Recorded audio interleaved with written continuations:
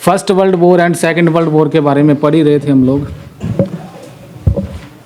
तो उसके बाद आगे एक पॉइंट आता है which is very important. First world war एक पूर्ण युद्ध था। जो भी देश लड़ रहे थे उनकी पूरी की पूरी सोसाइटीज़ किसी ना किसी तरीके से इन्वॉल्व थे। उनकी जो इकोनॉमीज थी उनको भी मोबिलाइज पूरे तरीके से किया गया। अगर किसी देश के अंदर आर्मी कम पड़ रही थी लड़ने के लिए तो लोगों को भी रिक्रूट किया जा रहा था। जैसे यहाँ पे एक वर्ड लिखा है, मैन वर कॉन्स्क्रिप्टेड इनटू आर्मीज। कॉन्स्क्रिप्शन का मतलब क्या होता है? कॉन्स्क्रिप्शन पर्टिकुलरली आज के टाइम में इजराइल में पाई जाती है। यहाँ पर महिला और पुरुष के लिए अनिवार्य होता है कि वहाँ सेना में सेवा देंगे। तो मैंने एक पॉइंट आपको बताया कि during the first world war महिलाएं और पुरुष सारे के सारे लोग कंट्रीब्यूट कर रहे थे फर्स्ट वर्ल्ड वॉर में। पूरी की पूरी सोसाइटीज़ मोबिलाइज करी गई थी एंड उनकी इकोनॉमीज मोबिलाइज करी गई थी। पुरुषों को बोला गया था कि आपके लिए अनिवार्य है सेवा देना, और महिलाओं को बोला गया कि आपको फैक्ट्रीज में काम करना पड़ेगा। इनफैक्ट यदि आप कॉलोनीज़ की बात करें, जितनी भी जो कॉलोनियल पावर्स थी, चाहे यूनाइटेड किंगडम था, फ्रांस था, इनकी जो कॉलोनीज़ थी, इनके जो उपनिवेश थे दूसरे देशों में, वहाँ से भी लोग जाते थे अपनी सैनिक सेवाएं देने के लिए। जैसे इंडिया का एग्जांपल ले लीजिए कि इंडिया के लोग भी फर्स्ट वर्ल्ड वॉर में यहाँ पे इन टेरिटरीज में लड़ने के लिए गए थे। महात्मा गांधी जी 9 जनवरी 1915 को साउथ अफ्रीका से इंडिया में अपनी वकालत को पूरी करने के बाद इंडिया में आ गए थे एंड 9 जनवरी को प्रवासी भारतीय दिवस के रूप में आज के समय में मनाया जाता है। तो उस समय उन्होंने भी भारत के लोगों से आग्रह किया था कि सभी लोग ब्रिटेन का साथ दें, और यदि ब्रिटेन इस लड़ाई में जीत जाएगा तो वह इंडिया को आज़ाद कर देगा, क्योंकि we were the colony of the Britishers. तो 2 हिस्सों में पर्टिकुलरली ये टेरिटरीज डिवाइड हो गई थी। ये वाला हिस्सा ईस्टर्न हिस्सा था, ये वाला हिस्सा वेस्टर्न हिस्सा था। तो ये आपस में लड़ रहे थे एंड इसी के साथ एक पॉइंट लिखा है कि ये लड़ाई केवल ईस्टर्न और वेस्टर्न फ्रंट तक सीमित नहीं रही, बल्कि दूसरे देशों में भी फैल जाती है। जैसे मैंने इंडिया का एग्जाम्पल दिया कि इंडिया के सैनिक फर्स्ट वर्ल्ड वॉर में लड़ने के लिए इन टेरिटरीज के अंदर जाते हैं। उसी के साथ एशिया की एक पावर थी उस समय, कौन सी? जापान। जापान भी फर्स्ट वर्ल्ड वॉर में किसकी तरफ से लड़ रहा था? मित्र राष्ट्रों की तरफ से लड़ रहा था। तो फर्स्ट वर्ल्ड वॉर जो था वह केवल यूरोप के ईस्टर्न और वेस्टर्न डोमेन तक सीमित नहीं रहा, बल्कि दुनिया के दूसरे देशों में भी फैला हुआ था, प्रत्यक्ष और अप्रत्यक्ष रूप से। When Japan went to war in 1914 as an ally of Britain. तो ये ब्रिटेन का एलाई था, ब्रिटेन का दोस्त था। अब यहाँ पर अमेरिका है, यूनाइटेड स्टेट्स ऑफ अमेरिका भी इस लड़ाई में कब एंटर करता है? 1917 में। एंड उस समय अमेरिका के राष्ट्रपति कौन थे? Woodrow Wilson. लड़ाई होने के बाद पेरिस पीस कॉन्फ्रेंस होती है, शांति के लिए एक कॉन्फ्रेंस बुलाई जाती है, वहाँ पर नेगोशिएशंस करी जाती है, संधि करी जाती है एंड उस संधि में 14 सिद्धांत दिए जाते हैं, और ये सिद्धांत अमेरिका के राष्ट्रपति वुडरो विल्सन के द्वारा दिए गए थे। उन्हीं सिद्धांतों के आधार पर लीग ऑफ नेशंस बनी थी। So league of nations was the predecessors of the UNO. संयुक्त राष्ट्र संघ की प्रीडिसेसर थी। उस समय भी यही बोला गया था कि हम एक ऐसी अंतर्राष्ट्रीय संस्था का निर्माण कर देंगे जो आपस में सभी देश बातचीत करेंगे एंड किसी भी प्रकार का विवाद इस हद तक नहीं बढ़ेगा कि इस तरीके का कभी युद्ध हो पाए। तो ये 14 सिद्धांत वुडरो विल्सन के द्वारा दिए गए, परंतु इसकी सबसे बड़ी कमी यही रही कि ये ज़मीन पे इम्प्लीमेंट होने में नाकामयाब रहे। सबसे बड़ी नाकामयाबी इसी में ही थी कि वुडरो विल्सन के द्वारा जिस लीग ऑफ नेशन को बनाने का सुझाव दिया गया था उसमें अमेरिका ही ज्वाइन नहीं कर पाया due to the senate. America की कांग्रेस है, अमेरिका की संसद को कांग्रेस बोला जाता है एंड इट हैज़ 2 हाउसेज।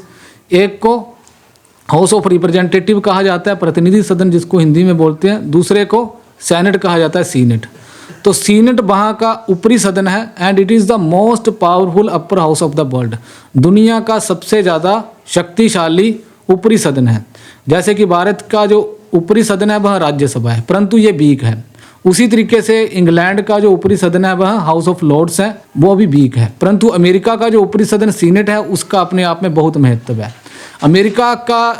अमेरिकी जो कंट्री है इट हैज़ 50 स्टेट्स, उसकी 50 राज्य हैं एंड हर राज्य से उस सीनेट में 2 मेंबर जाते हैं, तो इक्वल मेंबर्स यहाँ से जाते हैं एंड सीनेट जो है वो बहुत पावरफुल है।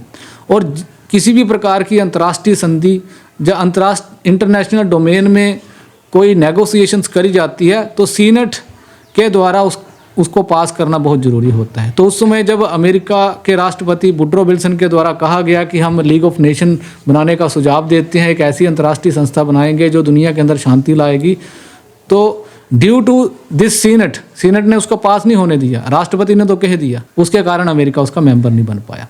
देन उसी के साथ the overthrow of the jar and seizure of power by लेनिन्स Bolsheviks in November 1917 soon led Russia, now the USSR, to negotiate withdrawal from the war।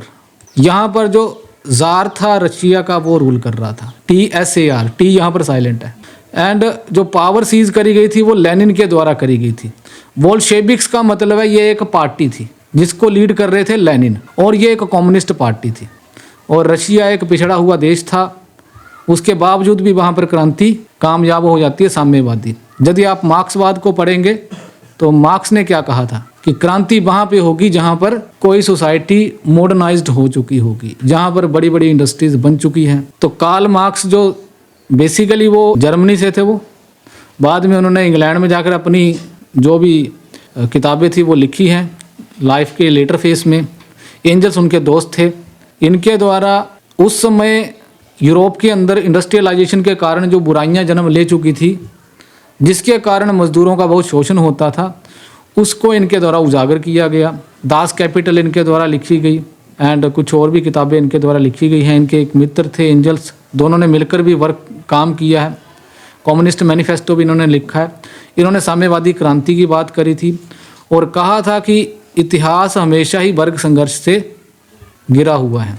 इन्होंने इतिहास को कहा है कि सबसे पहला जो फेज़ था वह मास्टर स्लेव का था, जिसमें मास्टर स्लेव्स का शोषण कर रहे थे, एंड फ्यूडल सर्फ्स आते हैं जिसमें जमींदार कृषकों का शोषण कर रहे थे। उसके बाद इनके द्वारा कहा गया कि आज के टाइम में ड्यू टू इंडस्ट्रियलाइजेशन दो वर्ग आ गया, मजदूर और पूंजीपति वर्ग। एंड पूंजीपति वर्ग मजदूरों का शोषण करते हैं, एंड ये मजदूर वर्ग एक समय पे आके इतना मजबूर हो जाएगा कि ये क्रांति कर देंगे और फिर यह सत्ता को अपने हाथ में रख लेंगे। And with due course of time, जैसे ही इनके हाथ में सत्ता आएगी, इसको डिक्टेटरशिप ऑफ द प्रोलिटेरिएट कहा गया, सर्वहारा वर्ग की क्रांति कहा गया, जो कि कुछ समय तक सत्ता के ऊपर कब्जा रखेगी। एंड फिर उसके बाद ये वर्ग भी डिसअपियर हो जाएगा, and then will come classless and stateless society. ऐसा समाज आएगा जिसमें ना तो राज्य होगा और ना ही कोई वर्ग होगा, ना तो कोई गरीब होगा और ना ही कोई अमीर होगा। तो इनके द्वारा ये जो वर्क लिखे गए थे वह 19th सेंचुरी के बिटवीन में लिखे गए हैं, और रियलिटी में इनके जो थाट्स थे उनको इम्प्लीमेंट करने वाला जो पहला देश था वह रशिया था। रशिया के द्वारा इनको बोल्शेविक पार्टी थी एंड लेनिन उसके मुखिया थे, तो उनके द्वारा इस क्रांति को लीड किया गया। सबसे बड़ा चेंज इसमें यही था कि जो रशिया था यहाँ एक पिछड़ा हुआ समाज था, कृषि के ऊपर आधारित समाज था, और कार्ल मार्क्स ने बोला था कि क्रांति ऐसे समाज में होगी जहाँ पर इंडस्ट्रीज बन जाएंगी। परंतु रशिया एक कृषि प्रधान देश होने के साथ ही यहाँ पर क्रांति हो जाती है, तो ये सबसे बड़ा चेंज हमें देखने को मिला। उसी के साथ जब इसको ग्राउंड में इम्प्लीमेंट किया गया तो बहुत सारे डिफेक्ट्स इसके सामने आए with due course of time, और 1991 में हमने देखा ही है कि सोवियत संघ का डिसइंटीग्रेशन हो जाती है। तो हम भी काल्पनिक बातें अपनी लाइफ में कर ही लेते हैं कि हम ऐसा करेंगे वैसा करेंगे, बट जब रियलिटी में किसी चीज़ को इम्प्लीमेंट करते हैं तो फिर पता चलते हैं उसकी रियलिटी। सो लाइक वाइज यहाँ पर रशिया के साथ भी ऐसा ही हुआ है। तो 1917 में लेनिन के अंडर यहाँ पर क्रांति होती है, और जैसे ही ये क्रांति होती है तो रशिया जो लड़ाई लड़ रहा था मित्र राष्ट्रों की तरफ से, वह इस लड़ाई को छोड़ के चला जाता है। फर्स्ट वर्ल्ड वॉर में जर्मनी इस तरफ से भी, वेस्टर्न सेक्टर से भी शत्रुओं से घिरा था और इस तरफ से भी। 1917 में जैसे ही अमेरिका आ जाता है तो जर्मनी की स्थिति और भी ख़राब हो जाती है, और अमेरिका के रिसोर्सेज आ जाने की वजह से जर्मनी एक अंतिम प्रयास करता है इन देशों को हराने का, परंतु उसमें जर्मनी नाकामयाब रहता है। इसी के साथ जो यूनाइटेड किंगडम था, ब्रिटेन था, इसकी जो नेवी थी वो काफ़ी पावरफुल थी, एंड समुद्र में भी जर्मनी को, ये समुद्र जितना भी है इसमें भी जर्मनी को हार का सामना करना पड़ता है। एंड उसके बाद जर्मनी कुछ समय के लिए शांति वार्ता के लिए रेडी हो जाता है। तो इस तरीके से हम समझ सकते हैं कि जर्मनी को अल्टीमेटली न्यूट्रलाइज यहाँ पे कर दिया जाता है मित्र राष्ट्रों के द्वारा।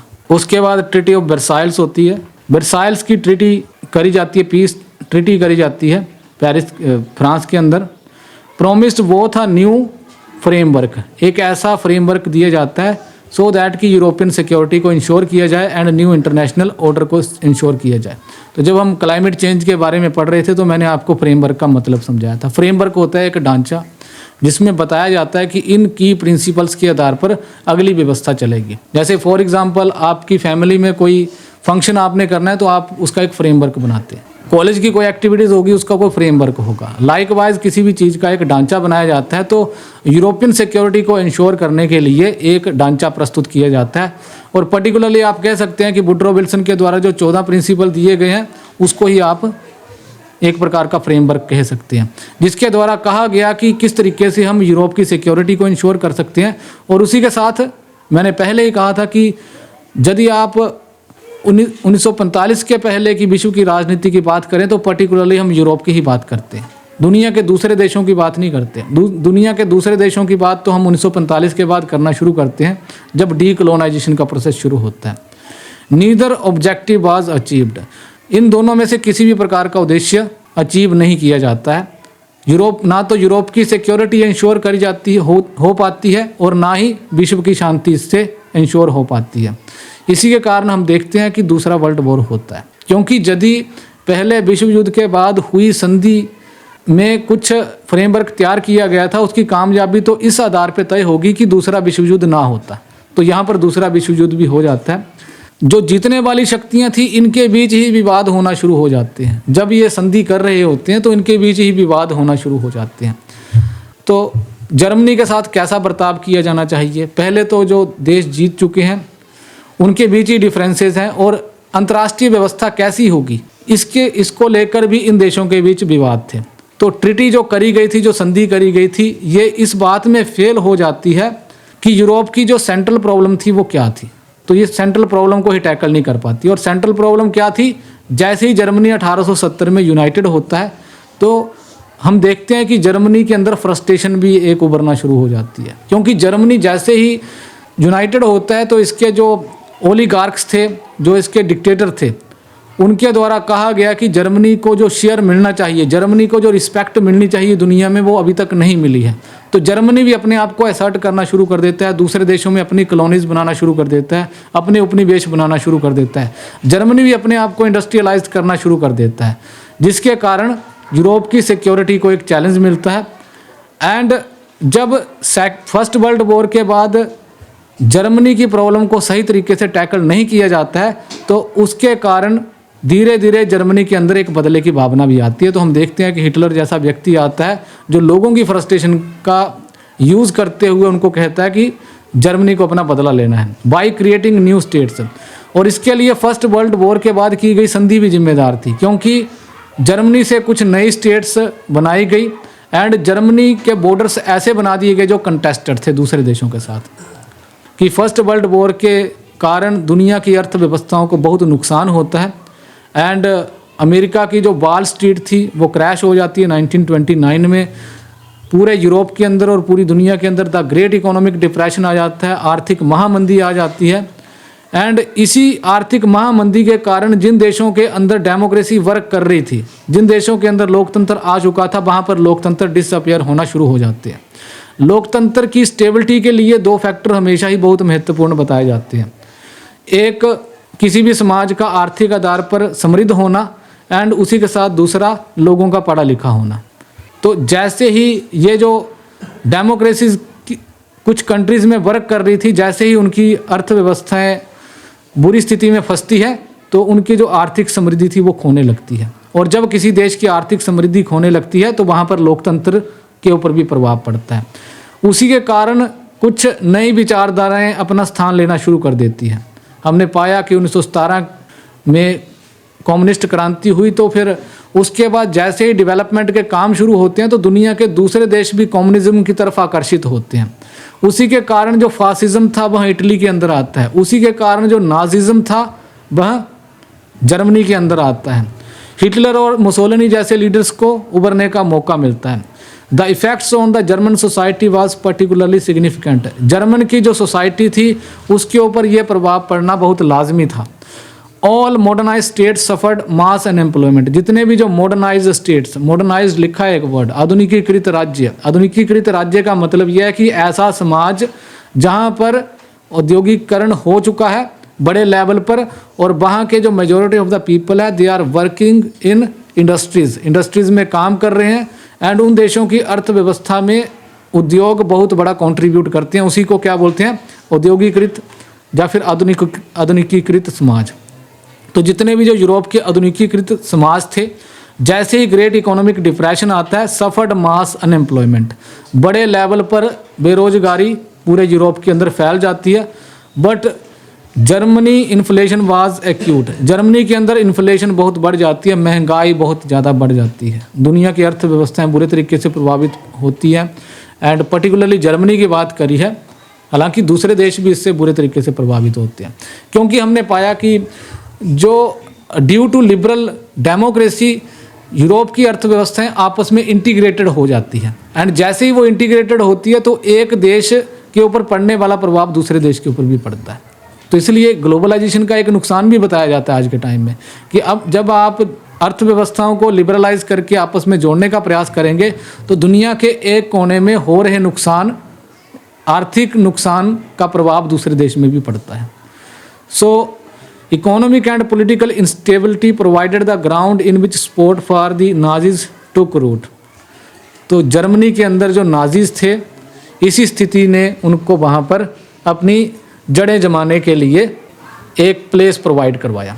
जो हिटलर था वह 1933 में जर्मनी के अंदर सत्ता को संभाल लेता है, उसके पास पावर आ जाती है, एंड जैसे ही उसके पास पावर आती है तो जर्मन जो स्टेट थी वह ट्रांसफॉर्म होना शुरू हो जाती है। इसी के साथ लोग उसको बहुत पसंद करना शुरू कर देते हैं। उसका एक कारण ये था कि फर्स्ट वर्ल्ड वॉर में जो ट्रीटमेंट जर्मनी के साथ हुआ था, लोगों को लगता था कि ये गलत हुआ है।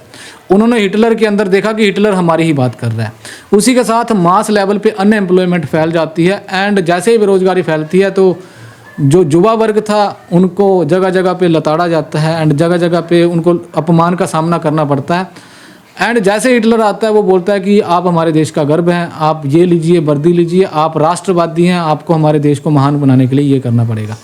तो जैसे ही इन युवाओं को वर्दी मिलती है, ये एक गर्व महसूस करना शुरू कर देते हैं और ये बोलते हैं कि जर्मनी की खोई हुई ग्लोरी को हम वापस लाएंगे, खोई हुई शान को हम वापस लाएंगे।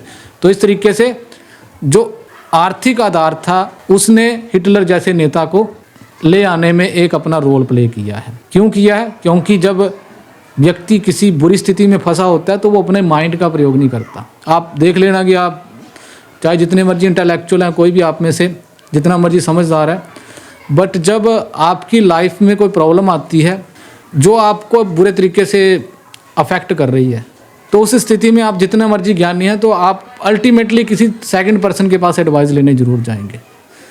तो ऐसी स्थिति में जब वहाँ पर बेरोजगारी फैल जाती है तो लोग माइंड से सोचना बंद कर देते हैं। हम भी माइंड से सोचना उस समय बंद कर देते हैं। और हिटलर जैसा व्यक्ति आता है वो बोलता है मैं ये भी कर दूंगा, वो भी कर दूंगा, हम जर्मनी को एक बार महान बना देंगे, पर वो बताता नहीं है कि कैसे बनाया जा सकता है। अब लोगों को ये बातें ही अच्छी लगना शुरू हो जाती है। इसी को पॉपुलिज्म कहा जाता है, कि एक ऐसी चीज़ कही जाती है जिसका कोई तर्क नहीं है बट लोग उसको मान रहे हैं। तो हिटलर भी ऐसी ही बातें करता है, लोग उसको मानने के लिए मजबूर होते हैं क्योंकि ऑलरेडी अनएम्प्लॉयमेंट वहाँ पे फैली होती है, आर्थिक स्थिति बुरी होती है उस देश की, पॉलिटिकल इंस्टेबिलिटी भी बढ़ती जा रही है, लोगों के पास इनफैक्ट खाने की चीज़ें बहुत महंगे में लेनी पड़ती है। सो ड्यू टू दैट लोग फिर उस नेता के ऊपर विश्वास करना शुरू कर देते हैं। जैसे फॉर एग्जांपल इंडिया के हिमाचल के अंदर ही अगर कोई नेता आ जाए, या हमारे देश के अंदर ही कोई ऐसा नेता आ जाए जो बोलेगा कि मेरे पास जादू की छड़ी है, आप टेंशन मत लो, आप मुझे एक बार जिताओ, फिर मैं आपकी सारी समस्याएं दूर कर दूंगा। तो लोग जो समस्याओं में पड़े होंगे वो बोलेंगे कि जब दूसरा नेता को गारंटी नहीं दे रहा, ये व्यक्ति गारंटी दे रहा, तो हम इसी की तरफ चले जाते हैं। So due to mass and employment Hitler जैसे और मुसोलिनी जैसे नेता भी सत्ता के ऊपर अपना कब्जा कर लेते हैं, एंड उसके बाद वह अपनी जो व्यवस्थाएं थी उनको ट्रांसफॉर्म करना शुरू कर देते हैं। आगे का जो पॉइंट है उसको कल डिस्कस करेंगे।